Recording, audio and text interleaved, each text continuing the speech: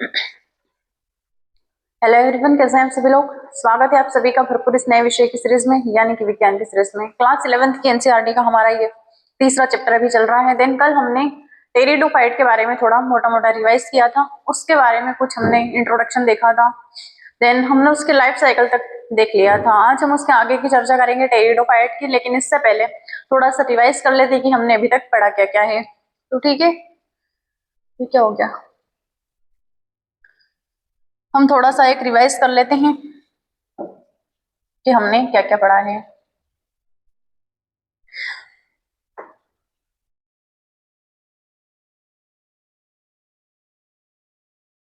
ये है हमारा अध्याय 3। अध्याय 3 क्या है? वनस्पति जगत। वनस्पति जगत, इसमें हमने क्या क्या देख लिया है। सबसे पहले हमने देखा था वनस्पति जगत यानी कि प्लांट किंगडम का एक इंट्रोडक्शन देखा था कि वनस्पति जगत क्या होता है। वनस्पति जगत क्या है ये हमने देख लिया था। इसके बाद हमने फिर शैवालें देखी थी। शैवाल, इस शैवालों में हमने देखा था कि शैवालों का वर्गीकरण, शैवालों के प्रकार, शैवालों की संरचना,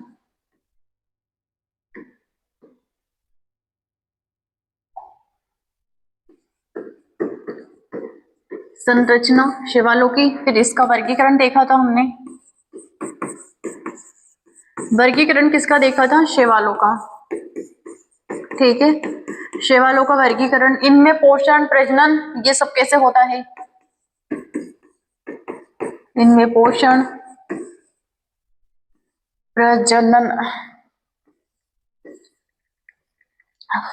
प्रजनन, और इनकी संख्या, कोशिका संख्या, ये सब हमने देख लिया था। इसके बाद फिर हमने क्या देखा था? बायोफ्राइटा। ठीक है, ब्रायोफाइटा, इन्हें क्या बोलते हैं? उभयचर।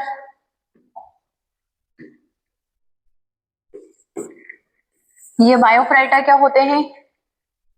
ये वनस्पति जगत के उभयचर होते हैं। ठीक है,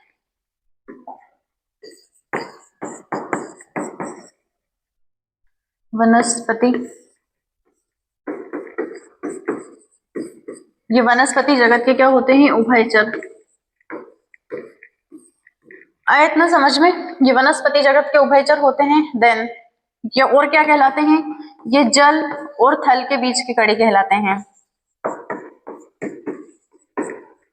जल और थल के बीच की कड़ी कहलाते हैं। ये हमने देख लिया था। बायोफ्राइटा कहाँ कहाँ पर मिलते हैं? तो नम मिट्टी, वृक्षों की छाल में, पत्थरों की चट्टानों पर। देन ये बायोफ्राइटा जो होते हैं पृथ्वी पर उगने वाले प्रथम पौधे होते हैं। शैवालें क्या होती है? वो जल में भी उग जाती है, जल और थल दोनों में उग जाती है, पत्थरों पर भी उग जाती है। लेकिन ये पृथ्वी पर उगने वाले प्रथम पौधे हैं जो बंजर भूमि, पत्थरों की चट्टानों पर उगकर उस बंजर भूमि को उपजाऊ मिट्टी बनाने की क्षमता ये रखते हैं बायोफ्राइटा वाले। इतना हमने देख लिया था। फिर इनका हमने लाइफ साइकिल देखा था कि इनमें इनके सेक्स ऑर्गन क्या क्या होते हैं, इनका लाइफ साइकिल क्या क्या होता है, वो सब हमने इनमें देख लिया था।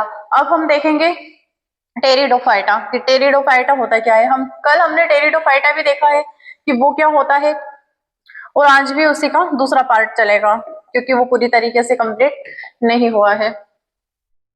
टेरिडोफाइटा क्या होते हैं? ये फर्ण समूह के पौधे होते हैं। ये कुछ इस प्रकार के पौधे होते हैं और इन्हें किस में रखा जाता है? सजावट के लिए होते हैं, गमले में देखा होगा। ठीक है, गमले में इन्हें देखा होगा। फिर इनके परिचय में क्या होता है? ये बायोफ्राइट और जिम्नोस्पर्म के बीच की कड़ी कहा जाता है इन्हें, टेरिडोफाइटा को। इनको बायोफ्राइट और जिम्नोस्पर्म के बीच की इन्हें कड़ी कहा जाता है। इनका शरीर जड़ तना पत्तियों में स्पष्ट रूप से विभाजित होता है। कि इनका बायोफ्राइटा का, टेरिडोफाइटा का इसमें नहीं होता है। जड़ तना पत्ती के रूप में पूर्ण विभाजित उसमें नहीं होता है और टेरिडोफाइटा में होता है। इनकी विशेषता क्या होती है? जल और खनिज पदार्थों का परिवहन करने वाले इनमें ऊतक मिलते हैं, यानी कि इनमें वैस्कुलर टिश्यू मिलता है, जाइलम और फ्लोएम। ठीक है, कैसा मिलता है? जाइलम और फ्लोएम, वैस्कुलर टिश्यू मिलता है जो जल और खनिज का ये परिवहन करते हैं। इसलिए पौधों को ट्रेकोफाइसिस या फिर वाहिकी पौधे भी कहा जाता है। ये जो टेरिडोफाइट प्रकार के जो पौधे होते हैं इन्हें ट्रेकोफाइसिस यानी कि वाहिकी पौधे भी कहा जाता है, क्योंकि इनमें जाइलम और फ्लोएम उपस्थित होता है। ये हमने देख लिया था। फिर इसकी विशेषताएं देखी थी कि इनका आवास कैसा होता है, इनका हैबिटेट ये कहाँ कहाँ पर उगते हैं, इसकी संरचना कैसी होती है, शरीर की संरचना, जड़ें, तना, पत्तियां, ये सब हमने इसमें देख लिया था। इनमें रंध्र स्टोमेटा होते हैं या नहीं, ये भी हमने देख लिया था। टर्टल और स्टोमेटा, इनके वास्कुलर टिश्यू कैसे होते हैं, ये सब हमने इसमें देख लिया था। स्पोरोफाइट यानी कि इनमें प्रजनन और इनका लाइफ साइकिल कैसा होता है, वो तक हमने देख लिया था कि कैसे इनमें लाइफ साइकिल और कैसे स्पोर बनते हैं, कैसे नई पीढ़ी का इनमें निर्माण होता है। ये वायु की उपस्थिति में हवा में तैरते हैं। स्पोर बनते कहाँ है, यानी कि इनके जो बीजाणु कोश होते हैं, पत्तियों की निचली वाली सतह पर इनमें बीजाणु कोश बनते हैं।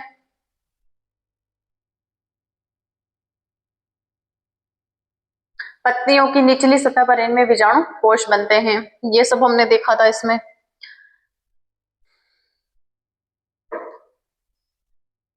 ये भी हमने देख लिया था कि इनके जनन अंग यानी कि सेक्स ऑर्गन इनके होते क्या क्या है। तो मेल में क्या होता है, एंथ्रोडियम, यहां से हम स्टार्ट करेंगे। इनके मेल में क्या होता है, एंथेरोडियम यानी कि ऊधानी। मेल में क्या होता है, ऊधानी। और फीमेल में आर्किगोनियम, इसमें क्या होता है, स्त्रीधानी से हिंदी में बोलते हैं, ठीक है। इसे पूधानी बोलते हैं और इसे स्त्रीधानी बोलते हैं। मेल ऑर्गन बहुकोशिकीय और बहुत पतला होता है। फीमेल ऑर्गन कैसा होता है, फ्लास्क शेप का होता है, ठीक है। दोनों प्रोथेलस की निचली सतह पर पाए जाते हैं। प्रोथेलस की निचली सतह यानी कि इनकी जो पत्तियां होती है, इनकी जो निचली सतह होती है उसमें पाए जाते हैं। फिर इनमें निषेचन कैसा होता है, जल की उपस्थिति में बायोफ्लैजिलेट जो होते हैं या फिर बाइफ्लैजिलेट एंथेरोजोइड में तैरकर आर्किगोनियम तक पहुंचते हैं और अंडाणु से मिलते हैं। यानी कि जब जल की बूंदें होती है, ओस की बूंदें होती है, उनमें तैरकर ये जो बायोफ्लैजिलेट होते हैं, क्या होते हैं बायोफ्लैजिलेट, ये बायोफ्लैजिलेट इनमें गति होती है, ये गति करते हैं। यानी कि इनके जो मेल ऑर्गन होते हैं, मेल की जो जननांग कोशिकाएं होती है पौधों में, वो तैरकर एंथेरोजोइट यानी कि इसके इनके जो शुक्राणु होते हैं उन्हें क्या बोलते हैं, एंथेरोजोइट, तैरकर आर्किगोनियम यानी कि इसके अंडाणु तक पहुंचता है। इसके अंडाणु तक पहुंचते हैं और अंडाणु से मिलते हैं। निषेचन से, जब इनमें निषेचन होता है तो जाइगोट यानी कि युग्मक बनता है, युग्मनज बनता है, ठीक है।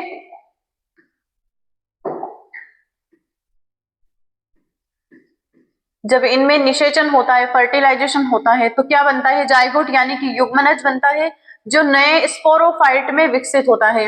ये इसमें फिर से न, ये वाला जो जाइगोट होता है, 2n होता है, ये फिर नया मियोसिस मिटोसिस उसमें विभाजन होता है और नया फिर स्पोरोफाइट यानी कि पूर्ण रूप से पौधे का फिर से इनमें निर्माण हो जाता है। इसी तरह टेरिडोफाइट का जीवन चक्र हेट्रोमार्फिक टेरिडोफाइट का जो जीवन चक्र होता है वो हेट्रोमार्फिक प्रकार का होता है। अब इनका जीवन चक्र देखते हैं कि स्पोरोफाइट जो 2n होता है वो कैसे बनता है। सबसे पहले मियोसिस में टूटता है, सबसे पहले ये मियोसिस में टूटता है।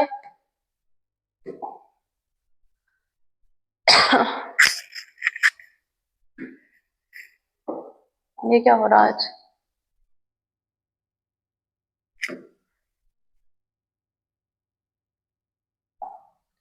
स्पोरोफाइट यानी कि 2n जो होता है सबसे पहले मियोसिस में टूटता है, फिर स्पोर यानी कि सिंगल गुणसूत्र बनते हैं। सिंगल गुणसूत्र के बाद जर्मिनेशन, फिर गेमेटोफाइट एन अवस्था आती है यानी कि सिंगल फिर से सिंगल अवस्था आ जाती है। फिर जब इनके दोनों के युग्मक मिलते हैं, निषेचन की प्रक्रिया से क्या बनता है, युग्मनज बनता है, युग्मनज यानी कि जाइगोट बनता है। फिर न्यू स्पोर, फिर से एक नए पौधे का इसमें निर्माण हो जाता है। फिर टेरिडोफाइट के आज हम प्रकार देखेंगे, प्रकार, विवरण और उदाहरण। कौन कौन से टेरिडोफाइट के प्रकार होते हैं। पहला प्रकार क्या होता है इसमें, होमोस्पोरस, ये होमोस्पोरस क्या होता है, सभी स्पोर एक जैसे होते हैं। टेरिडोफाइट प्रकार के जो होमोस्पोर होता है उसमें सभी जो स्पोर होते हैं, सभी बीजाणु होते हैं वो एक जैसे होते हैं। इसके बाद टेरिस एडिनेंटम, टेरिस और एडिएंटम, ये दो प्रकार के जो पौधे होते हैं इनमें जो बीजाणु होता है वो एक जैसा होता है, इनके स्पोर एक जैसे होते हैं। फिर आया एक्विएस्टम, एक्विसेटम, दो प्रकार के स्पोर होते हैं। एक तो होता है माइक्रोस्पोर, माइक्रोस्पोर किसका होता है, मेल का होता है, और मेगा स्पोर किसका होता है, फीमेल का होता है। ठीक है। एक्वेसिटम जो होता है वर्ग होता है, इनका प्रकार होता है, इसमें जो स्पोर होते हैं वो दो प्रकार के होते हैं। माइक्रोस्पोर जो होता है वो मेल का होता है, और जो मैक्रोस्पोर जो होता है, या फिर मैक्रो भी बोल सकते हैं इसे, इसे मेगा स्पोर भी बोलते हैं, वो किसका होता है, वो फीमेल का होता है। कौन सा, सेलेजिनेला और सेलिविनिया, सेलेजिनेला और सेल्विनिया। ठीक है। अब इसमें जो हेट्रोस्पोर जो होते हैं वो भी दो प्रकार के होते हैं, कौन से, मेरिसेलिया। ये इसके इतने प्रकार हो गए। अब जो हेट्रोस्पोरी जो होता है या फिर हेट्रोस्पोर जो होता है वो क्या करता है, सी हैबिट की ओर पहला कदम निकालता है, यानी कि उठाता है। ये कुछ इस प्रकार का होता है इसमें हेट्रोस्पोर, यानी कि सी हैबिट जो होता है या फिर बीज की जो हैबिट होता है, बीज की जो आदतें होती है उनका आवाज होता है, उस हैबिटेट की ओर पहला कदम उठाता है, यानी कि सेलेजिनेला या फिर सेलेजिनेला और सेलिविनिया जैसे बीज पौधों के विकास की दिशा में प्रारंभिक चरण को दर्शाते हैं। यानी कि इनमें जो होता है, ये जो हेट्रोस्पोरी होता है दो प्रकार का होता है, इसमें हेट्रोस्पोर जो होता है वो जो बीजाणु होता है वो सेलेजिनेला से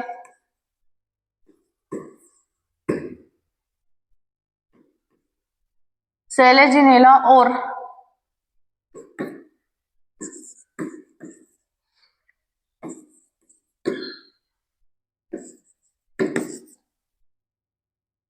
सेल्विनिया बीज के विकास की दिशा में प्रारंभिक चरण ये दर्शाते हैं। फिर इसमें वर्ग आ गए, वर्ग के बाद प्रमुख लक्षण आ गए कि इनके लक्षण क्या क्या होते हैं, उदाहरण क्या क्या होते हैं। ठीक है। फिर आ गया सिलोप्सिडा, ये क्या होता है, सिलोप्सिडा सबसे आदिम वर्ग, इनमें जड़ें नहीं होती है। ये इसका वर्ग आ गया किसका, इन्हीं टेरिडोफाइट या फिर हेट्रोस्पोरी पौधों का वर्ग। सबसे पहला क्या है, सिनोप्सिडा, इनमें क्या होती है, इनमें जड़ें नहीं होती है, सबसे प्राचीन प्रकार के पौधे होते हैं, राइजोइट होते हैं।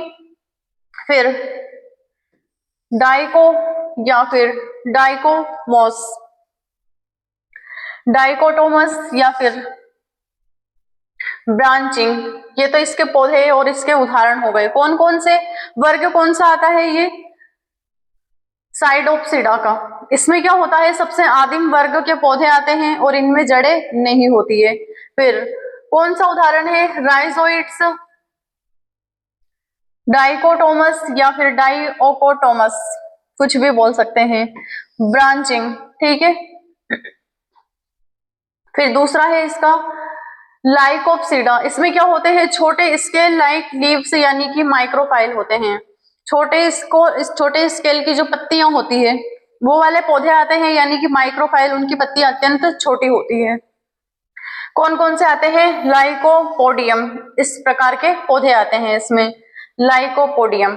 फिर आता है सेलेजिनेला, ये क्या होता है, सेलेजिनेला ये हेट्रोस्पोरी, कुछ में जॉइंट होते हैं और कुछ में नोड्स वाला तना होता है। इसमें कुछ में तो जॉइंट होते हैं हेट्रोस्पोर में, कुछ में नोड्स वाले तने होते हैं। एक्वेसिटम और होरेसेला, ये इस प्रकार के इसमें पौधे आते हैं। अब पारिस्थितिकी और इनका आर्थिक महत्व क्या क्या होता है पौधों का, यानी कि बायोफाइट प्रकार के जो पौधे, टेरिडोफाइट प्रकार के जो पौधे होते हैं, इनका पारिस्थितिकी और आर्थिक महत्व क्या क्या होता है वो देखते हैं। सबसे पहले ये सॉइल इरोजन को कंट्रोल करते हैं, टेरिडोफाइट प्रकार के जो पौधे होते हैं वो सॉइल इरोजन को कंट्रोल करते हैं, यानी कि मिट्टी के कटाव को रोकते हैं। इनकी घनी वृद्धि मिट्टी को बांधकर यानी कि कटाव को रोकती है। इनकी जो घनी वृद्धि होती है वो मिट्टी के कटाव को रोके रहती है। फिर मेडिसिन में इसका यूज क्या होता है? औषधीय उपयोग में ड्रायोप्टेरिस प्रकार के जो पौधे होते हैं उनके राइजोम से कीड़े मारने की दवाएं बनती है। ठीक है, ये जो ड्रायोप्टेरिस प्रकार के जो पौधे होते हैं उनसे क्या बनती है? कीड़े मारने की दवाइयां बनती है। फिर बायो इंडिकेटर्स कुछ क्या करते हैं? कुछ टेरिडोफाइट्स होते हैं, ये नमी और प्रदूषण के सूचक होते हैं, ये नमी और प्रदूषण को रोकने का कार्य करते हैं। फिर ओरेनम टेपल प्लांट्स, ये क्या होते हैं? एडिएंडम, नेफ्रोलेफिस और टेरिस सजावटी पौधे होते हैं। इनका काम क्या होता है? कुछ सजावटी टेरिडोफाइट प्रकार के जो पौधे होते हैं घरों में सजावटी पौधों के लिए भी इनका उपयोग किया जाता है। एविलेंट्री या फिर एविलेसरी इंपॉर्टेंस इनका क्या क्या होता है? इनका एवोल्यूशनरी यानी कि विकास की ओर इनका इंपॉर्टेंट, इनका महत्व क्या क्या होता है? तो सबसे पहले बीज के विकास की दिशा को बढ़ाने वाला समूह होता है। इनके जो बीज होते हैं इनसे ही बीजों का विकास होता है। तो ये हो गया इनका आर्थिक और पारिस्थितिकी महत्व।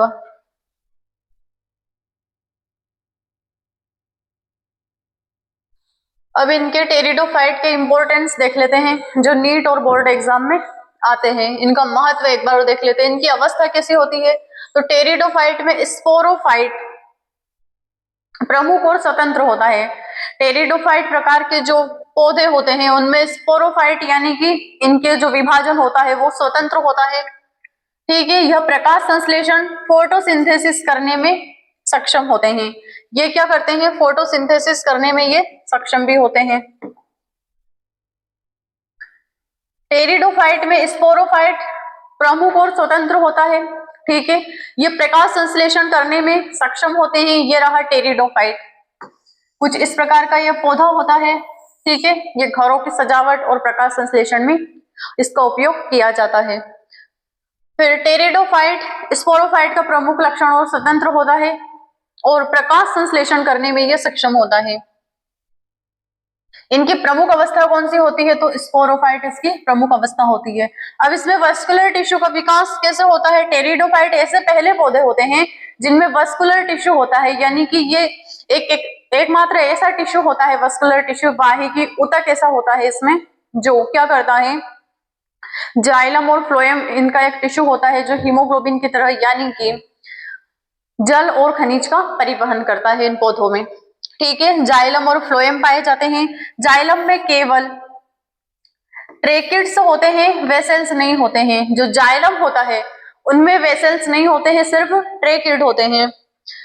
सबसे पहले बाह्यिकी ऊतक किसमें पाए जाते हैं? तो टेरिडोफाइट प्रकार के पौधों में पाए जाते हैं। ठीक है, हो गया। अब प्रजनन के लिए जल की आवश्यकता इनमें क्यों होती है?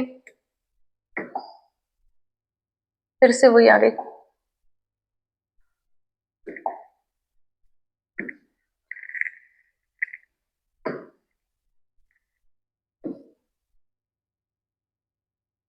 इनमें प्रजनन के लिए जल की आवश्यकता क्यों होती है? ठीक है, तो निषेचन फर्टिलाइजेशन के लिए जल की आवश्यकता होती है इनमें, क्योंकि एंथेरोजोइड जो होते हैं, पुरुष के जो युग्मक होते हैं, पुधानी जो होती है, पुरुष के जो युग्मक होते हैं वो तैरकर एंथेरोगोनियम यानी कि मादा युग्मक तक पहुंचते हैं। उसके बाद इसलिए इन्हें जल की आवश्यकता होती है। ये जल और थल दोनों पर निर्भर होते हैं। इन्हें वनस्पति जगत के उभयचर भी कहा जाता है क्योंकि ये जल और थल दोनों पर निर्भर होते हैं।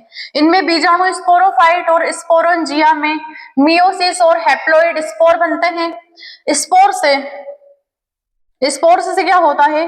प्रोथेलस गेमेटोफाइट बनता है। इनके जो स्पोर होता है इससे प्रोथेलस यानी कि गेमेटोफाइट बनता है।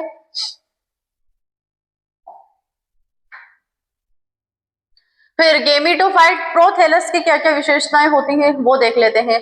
छोटा स्वतंत्र हरा और दिल के आकार का हार्ट शेप होता है। ये प्रोथेलस, इनका जो गेमेटोफाइट यानी कि प्रोथेलस जो होता है वो छोटा हरा और हार्ट शेप होता है।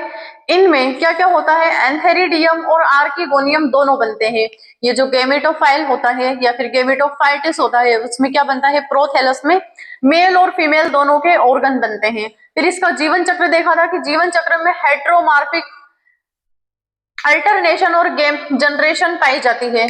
स्पोरोफाइट सबसे पहले होता है 2n, फिर स्पोर्स में टूटता है, फिर गेमेटोफाइट बनता है। गेमेटोफाइट में क्या क्या होते हैं, मेल और फीमेल दोनों के ऑर्गन होते हैं। देन उसके बाद इनका फर्टिलाइजेशन होता है, फर्टिलाइजेशन के बाद फिर से स्पोरोफाइट, फिर से एक नई पीढ़ी का निर्माण हो जाता है। तो इस प्रकार इनका जीवन चक्र चलता रहता है।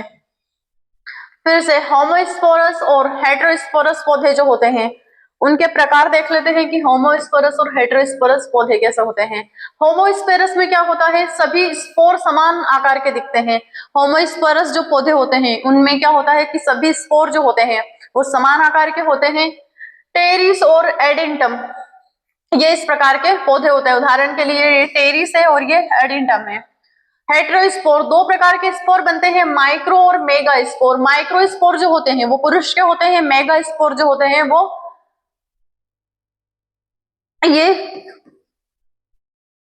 ये मेल के होते हैं और ये फीमेल के होते हैं पौधों में, ठीक है। सेलेजिनेला, ये हो गया इसका उदाहरण, सेलेजिनेला और सेलिविया। अब देखते हैं जो हेटेरोस्पोरी जो होते हैं वो विषम बीजाणुता होते हैं, यानी कि अनेक प्रकार के उसमें बीजाणु पाए जाते हैं। और ये जो होते हैं होमोस्पोरी, ये सम बीजाणुता होते हैं, यानी कि समान स्पोर मिलते हैं उसमें। सेलेजिनेला सबसे पहला हेटेरोस्पोर पौधा होता है, यानी कि जो सेलेजिनेला पौधा होता है वो सबसे पहला हेटेरोस्पोरी पौधा होता है जिसमें अलग अलग प्रकार के बीजाणु मिलते हैं। वाहिकी पौधे कौन से होते हैं, ट्रेकियोफाइटा का प्रथम समूह। ट्रेकियोफाइटिस जो होते हैं या फिर टेरिडोफाइटिस होते हैं वो ट्रेकियोफाइटिस का प्रथम सदस्य कहा जाता है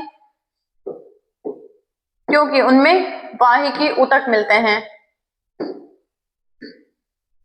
फिर इनका लैंगिक प्रजनन कैसे होता है, ओगेमस प्रकार का प्रजनन होता है। अंडाणु बड़ा होता है, गतिहीन होता है। शुक्राणु जो होता है छोटा होता है और गतिशील होता है, ठीक है। फर्टिलाइजेशन के बाद जाइगोट स्पोरोफाइटिक में विकसित होता है। यह हो गया था हमारा टेरिडोफाइट। अब टेरिडोफाइट का वर्गीकरण देख लेते हैं एक बार फिर से। इनके वर्ग में क्या होता है, सिलोपसीडा। ये सिलोपसीडा क्या होता है, सबसे आदिम पौधे होते हैं, जड़ इनमें नहीं होती है। ये क्या हो गया, मुझे इस साइड जाना होगा। ये जो टेरिडोफाइट प्रकार के पौधे होते हैं ये सबसे आदिम पौधे होते हैं, इनमें जड़ नहीं होती है। क्या रहा है आज। फिर आया है हमारा लाइकोप्सिडा। ये लाइकोप्सिडा क्या होता है, माइक्रोफाइल, कुछ में हेटेरोट्रोपिक होते हैं या फिर हेटेरोस्पोरी होते हैं कुछ में। ये कुछ में हेटेरोस्पोरी होते हैं, यानी कि अनेक प्रकार के इसमें विषमता बीजाणु पाए जाते हैं। उदाहरण कौन सा है इसमें, लोकोपोडियम, ये भी एक पौधा होता है। सेलेजिनेला, इसमें क्या होता है, नोड्स सिलिका युक्त तना होता है। एक्वेसिडम या फिर हॉर्सटेल में मिलता है। हॉर्सटेल यानी कि घोड़े के पूंछ के आकार की इसकी पत्तियां होती है। फिर आया हमारा पेरिडोप्सिडा। ये क्या होता है, ये फ्रंट बड़ी पत्तियां होती है। सोरी नामक पौधा होता है, ठीक है। ये सोरी नामक इसमें तना होता है, माफी मांगने वाला सोरी नहीं होता है, ये पत्तियों का एक गुच्छा होता है। टेरिस और एडियंटम, ये इसका समूह हो गया। फिर इनका आर्थिक महत्व क्या है कि ये मिट्टी के कटाव को रोकते हैं, सजावटी पौधे होते हैं। मिट्टी के कटाव को भी रोकते हैं, सजावटी के लिए भी इनका उपयोग किया जाता है। औषधि उपयोग यानी कि कीड़े मारने की इनसे दवाइयां बनाई जाती है। इवोल्यूशनरी लिंक यानी कि बीज पौधों की दिशा में अग्रसर समूह होते हैं, ठीक है। फिर इवोल्यूशनरी इंपॉर्टेंस क्या होता है, इनका विकासात्मक महत्व क्या होता है। टेरिडोफाइट जो हेटेरोफाइट, रेटेंशन और मेगास्पोर, एंडोस्पोरिक, गेमेटोस्पोर जैसी विशेषताएं इनमें मिलती है, यानी कि इनके जो बीजाणु होते हैं वो विविधता मिलती है इनके बीजाणुओं में, इसलिए ये विकास की ओर अग्रसर होते हैं। और बीज के जो पौधे होते हैं इनका प्रथम चरण होता है। टेरिडोफाइट से ही पौधों का एक प्रथम चरण बनना स्टार्ट होता है, क्योंकि इनके जो बीजाणु होते हैं वो विकासशील होते हैं। अब विशिष्ट संरचनाएं, पत्तियां, इनकी जो सोरी होती है, सोरी प्रकार की इनमें जो पत्तियां होती है, पत्तियों के पीछे बीजाणु कोश के गुच्छे मिलते हैं, जिन्हें हम क्या बोलते हैं, सोरी बोलते हैं। इंड्यूसिलम सोर्स मतलब जितने भी सोरी होते हैं उनको ढकने का आवरण होता है। पत्तियों का जो गुच्छा होता है जिनमें बीजाणु कोश बनते हैं, वो एक ढकने का इनका आवरण होता है। किन किन पौधों में पाया जाता है, तो टेरिस और ड्रायोप्टेरिस में पाए जाते हैं। ठीक है, तो ये कुछ इस प्रकार का हमारा टेरिडोफाइट हो गया है। अब हम देखेंगे इसके आगे का जिम्नोस्पर्म। ठीक है, तो आज के लिए इतना ही। क्लास को देखते रहिएगा, पढ़ते रहिएगा। बाय, गुड डे, धन्यवाद।